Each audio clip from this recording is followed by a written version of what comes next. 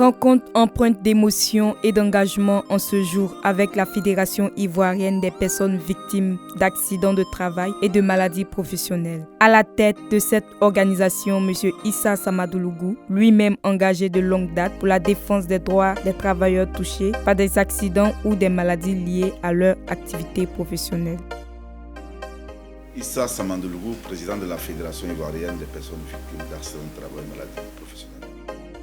Je suis aujourd'hui accompagné de mes compères, mon vice-président, M. Boukadio, et mon deuxième vice-président, M. Kofi Kwaku Boris, qui sont tous à ma gauche. Nous avons assisté beaucoup d'accidentés dans le cadre de traitement de leurs dossiers auprès de la Caisse nationale de prévoyance sociale. Et d'autres membres, nous les avons accompagnés au niveau de l'inspection du travail et le tribunal, afin qu'ils rentrent en possession de leurs droits. Une chose qui a été vraiment difficile dans le passé. Et grâce à nous, même pour la prise en charge médicale, pour certains camarades, on a réussi vraiment pas mal dans le suivi de leur dossier aujourd'hui. Ils ont pu avoir des soins appropriés et d'autres se sont rétablis. Cette fédération œuvre sans relâche pour une prise en charge médicale adéquate, un reclassement professionnel, mais surtout une réinsertion sociale digne. Les préoccupations des accidentés sont énormes. Il y a d'abord la prise en charge, je dirais, médicale. Après cette prise en charge médicale, il y a le suivi même de leurs dossiers afin de rentrer en position de leur rente. Je ne parle de la rente viagère, parce que le chemin est très long. Et nous, ça déjà, nos camarades en souffrent beaucoup. Et quand on finit, il y a le reclassement qui est censé être fait, qui malheureusement n'est pas fait. Et pour d'autres, c'est la réinsertion socio-professionnelle, qui est bien vrai que c'est prévu par les lois de Côte d'Ivoire, mais qui n'a jamais vu le jour, parce que aussi, comme vous le savez, un accidenté, c'est une déficience corporelle. Une fois le travailleur devient déficient corporel, perd une partie de ses membres, il est devenu automatiquement la tête des listes des licenciés. Et ils sont laissés pour compte. Et la réinsertion qui doit suivre ne suit pas. Le classement aussi n'est pas suivi.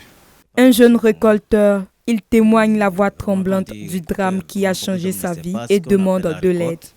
C'est les palmiers, nous récoltons.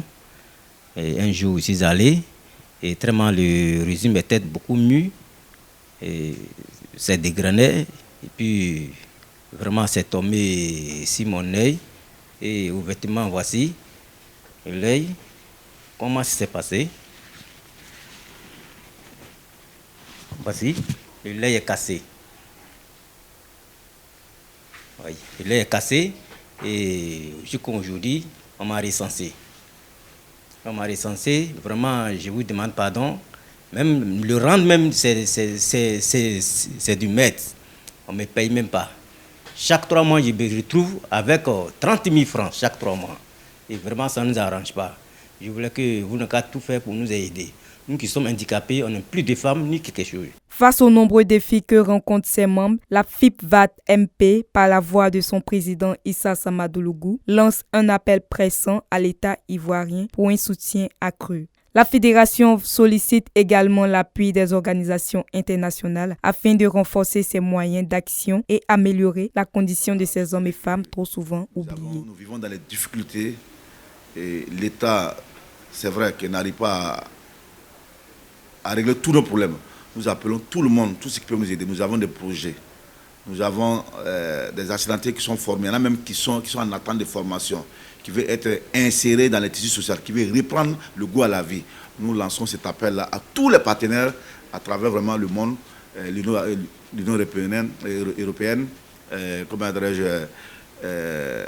l'ambassade du Canada, les États-Unis et tout, partout à travers le monde, de nous aider. Voilà. Nous sommes... vous allez recevoir des courriers devant vous, nous allons envoyer des courriers pour demander vraiment de l'aide. Aider les accidentés de travail de Côte d'Ivoire pour regagner leur dignité perdue.